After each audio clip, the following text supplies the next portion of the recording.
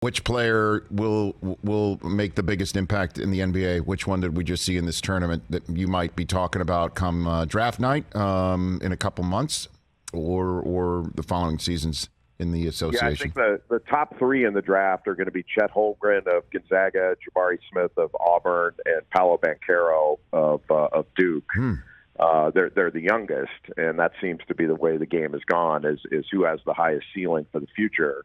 But those three guys are extraordinary talents, and it's going to be basically what do you like the best, because all of them make a pretty good case for number one.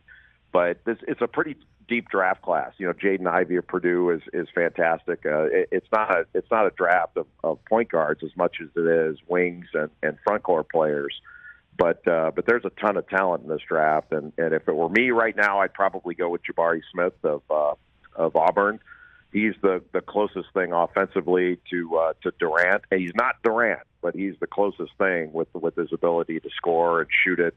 He's going to have a great NBA career if he stays healthy. And then the first person to see Holmgren when he's in the NBA isn't his head coach; it's the strength coach, right? I mean, isn't that the first guy he'll have to be introduced to in the NBA? Yeah, he'll have to get stronger. I don't think his body is going to carry a ton of weight. He's always going to be lanky and thin. But with his ability to block shot, it's hard for offensive players to get into his body. There are things that right now you can do against him, but because of his talent level, his ability to rebound and handle it, block shots, and shoot threes and all that, he's in a lot of ways built for the NBA. But his body does give you a little bit of pause. You just don't see guys built like that very often. He's kind of a Porzingis type body, and there were a lot of questions about Porzingis.